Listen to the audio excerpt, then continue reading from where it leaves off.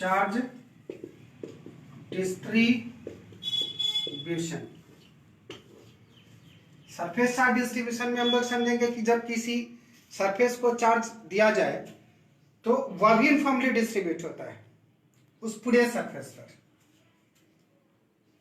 The charge given to the surface it distributes uniformly on its whole surface, and this is called surface charge distribution. So we can write it: if charge is given to a surface, it distributes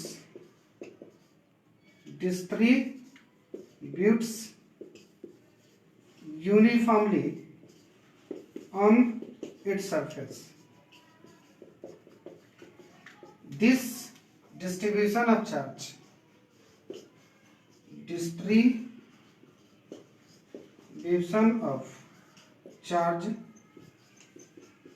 is called surface charge distribution.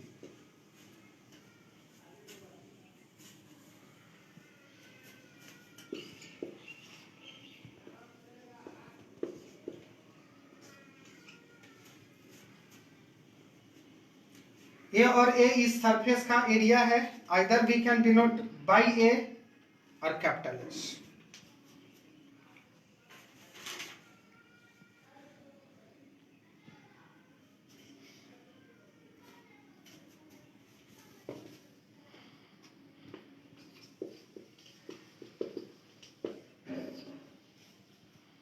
दूसरे topic जो हमें जाननी है वह है surface charge density.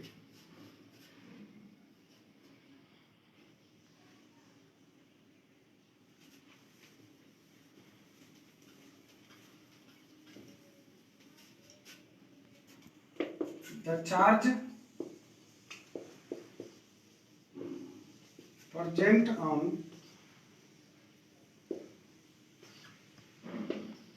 unit surface area of a body is called surface charge density.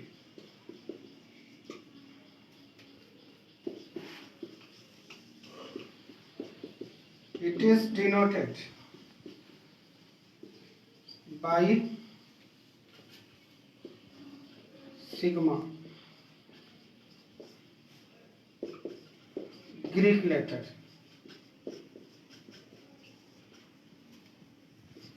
That is, sigma is equal to Q by A, sigma is equal to Q by S.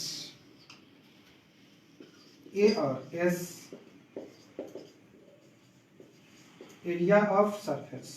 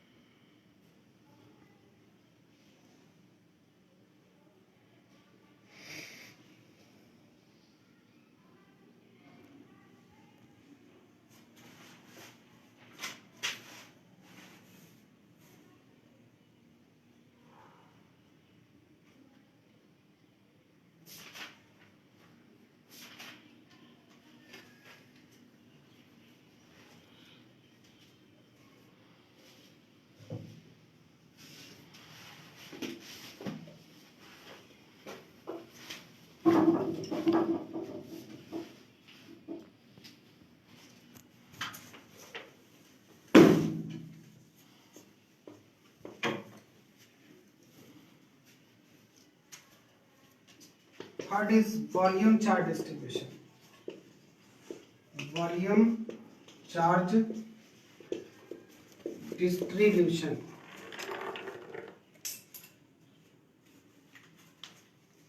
इसका definition कहता है कि जब charge किसी volume को दिया जाए तो उसमें भी चार्ज का डिस्ट्रीब्यूशन यूनिफॉर्मली होगा. When a charge is given to the volume of a body, it distributes uniformly. This distribution of charge is called volume charge distribution.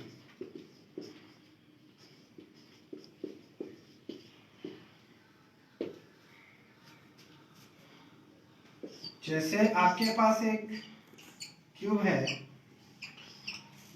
इस पर चार्ज दिया गया तो चार्ज इसके होल सरफेस पर डिस्ट्रीब्यूट होगा. एक स्फीयर है, इसे चार्ज दिया जाए तो चार्ज उसके होल वॉल्यूम पर डिस्ट्रीब्यूट होता है.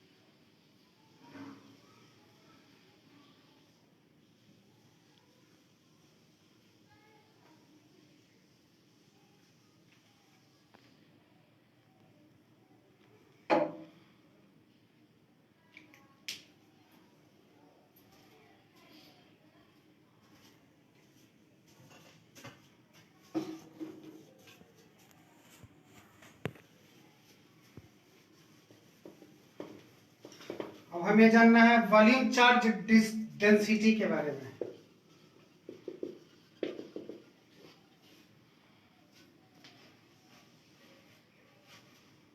It is defined as the charge in per unit volume of a body is called volume charge distribution density. It is denoted by Greek letter rho.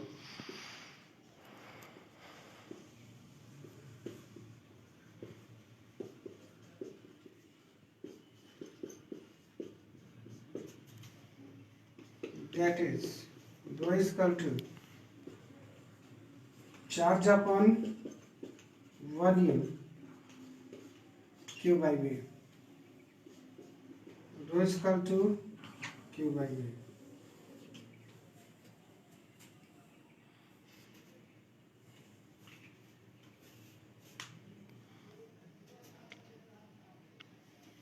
It is defined as the charge in per unit volume of a body is called volume charge density. It is denoted by Greek letter rho. Rho is equal to charge by volume Q by V. Rho Q by V.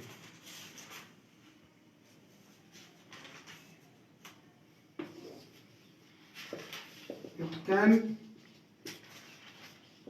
also be written as rho is equal to del Q upon W unit in SI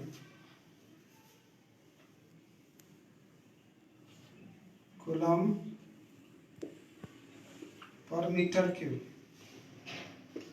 और coulomb meter के inverse.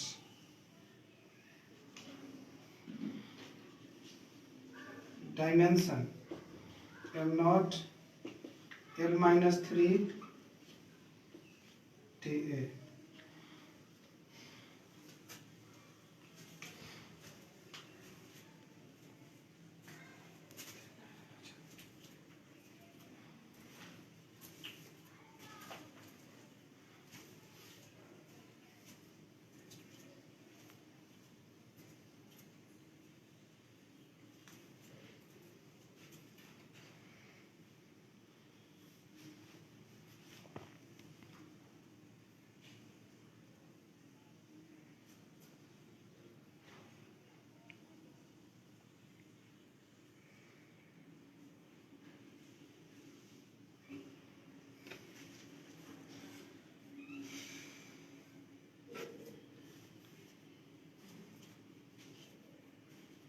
एक example हम लोग देखते हैं volume chart density पर।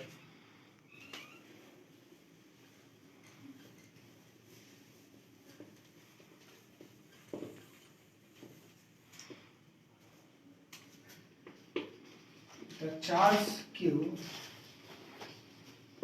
is given to a sphere of radius capital R, the volume charge density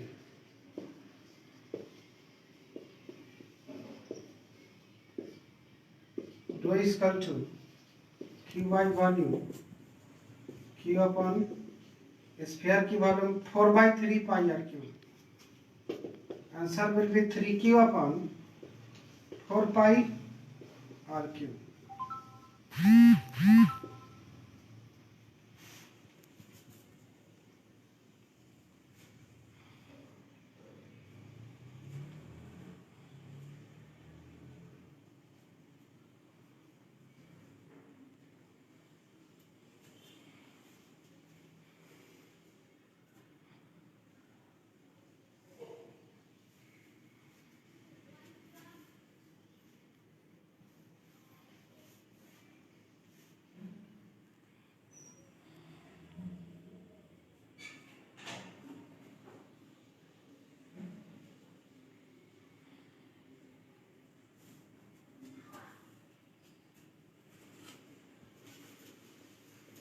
इसके बाद हम लोग पढ़ेंगे इलेक्ट्रिक फोर्स एंड फील्ड्स कैसे कैलकुलेट किया जाता है चार्ज डिस्ट्रीब्यूशन के कारण। तो सबसे पहले लिखते हैं इलेक्ट्रिक फोर्स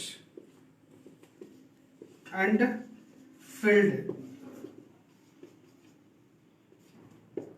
ए में linear charge distribution due to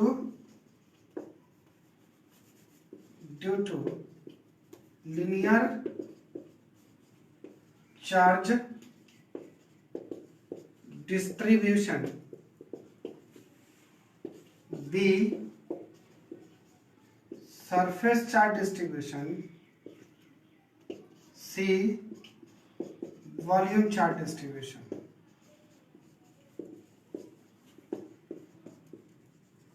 बारी बारी से हम लोग सीखेंगे कि electric force and electric field कैसे कैलकुलेट किया जाता है।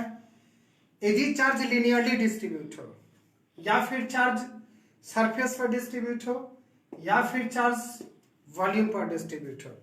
तो सबसे पहले हम लोग कैलकुलेट करते हैं लीनियर चार्ज डिस्ट्रीब्यूशन के कारण इलेक्ट्रिक फोर्स एंड फील्ड कितना होता है। हमारे पास दो एक्सिस है एक्स और वाई। इसमें एक वायर है कर्व जिस पर चार्ज आपका यूनिफॉर्मली डिस्ट्रीब्यूट है। we take a point on the curve wire in which charges present is del q and its length is del L. We join it. We call it P. And this is R1. Now we have to calculate electric field force due to curved wire AB at Q. We take another position vector, that is R2. हम लोगों ने पढ़ा है vector के अंदर, आपको याद होगा पोजीशन वेक्टर को कैलकुलेट करना, जिसमें हमने देखा था कि पोजीशन वेक्टर को हम लोग कैसे कैलकुलेट करते हैं। तो यहाँ पर वो ओरिजिन पॉइंट है, y एक्सिस है, x एक्सिस है, o x। p पॉइंट हमने एक चूज किया है वायर कर्व वायर AB पर, जिसमें only charge del q present है और इसका लेंथ आपका है del L and denoted by point P। हमें इस AB वायर के पर चार्ज के कारण कैलकुलेट करना है कितना इलेक्ट्रिक फील्ड मिलेगा Q पर।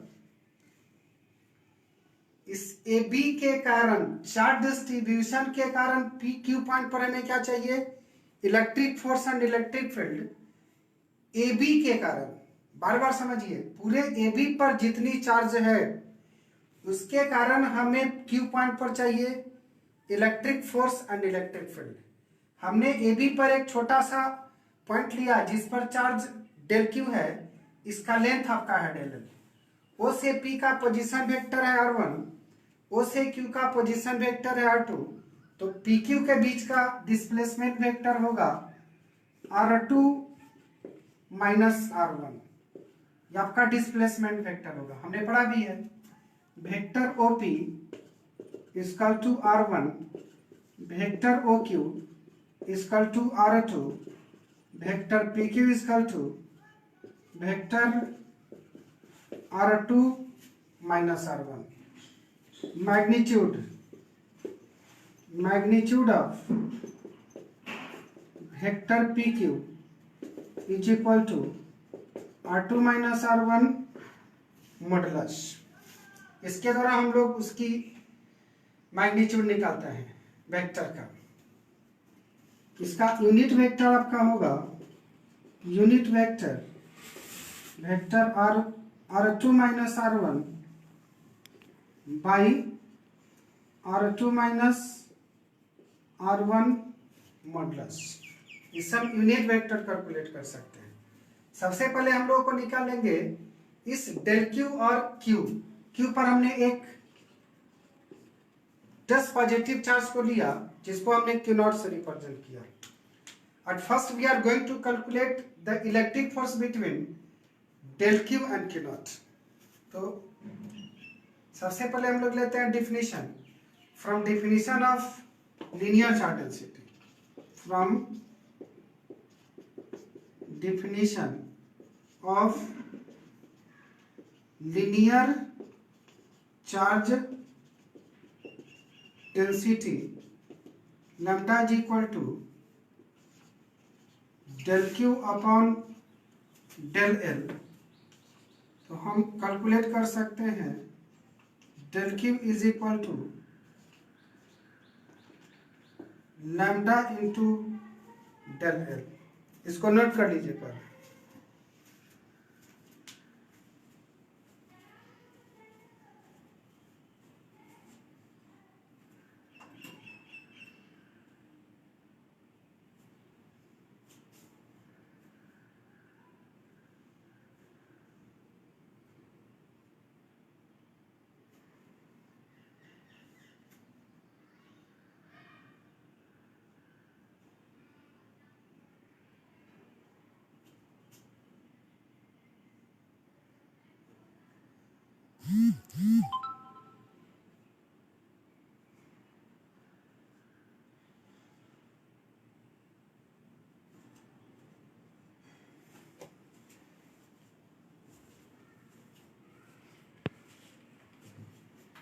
चलिए अब हम लोग कूलम्ब्स लॉ का यूज करते हैं।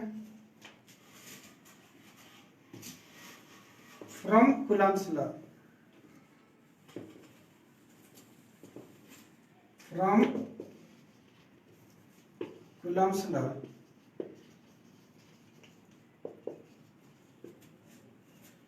F is equal to K Q1 Q2 upon R square. In vector form we can write H. Vector F is equal to K. यहाँ पर Q1 की वैल्यू हमें लेना होगा del Q. Q1 is equal to del Q. Q2 is equal to Q naught. यहाँ पर लेंगे del Q into Q naught. R q होगा R2 माइनस R1 मॉडुलस का Q into R2 minus R1. Here del F. Del F is equal to K. Del Q का value हमें कितना मिला है? Lambda into del l. Lambda into del l by R2 minus R1 Q into Q naught R2 minus R1. यदि हम यह छोटा सा डेल Q के कारण इतना हमारा आपका फोर्स बन रहा है, इलेक्ट्रिक फोर्स, पूरे वायर एबी के कारण कितना फोर्स होगा? तो net force due to charge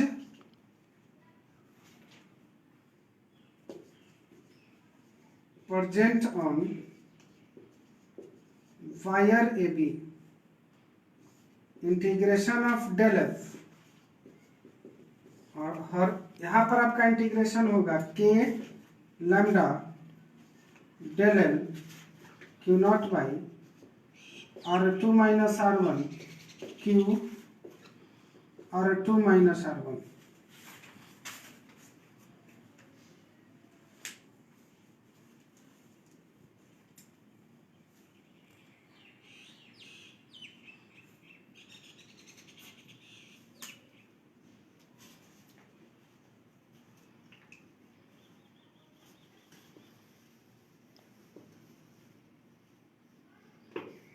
F is equal to K lambda Q naught by R2 minus R1 whole cube R2 minus R1.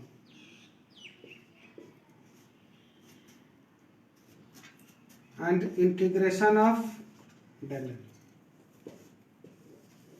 ये आपका रिजल्ट होगा इलेक्ट्रिक फोर्स के लिए, इलेक्ट्रोस्टैटिक फोर्स. इसके बाद हम लोग कैलकुलेट कर सकते हैं electric field. Electric field intensity vector E equal to force by charge K lambda Q naught R2 minus R1 Q R2 minus R1 del L by Q naught. Q naught cancel. Vector is equal to K lambda by R2 minus R1 Q R2 minus R1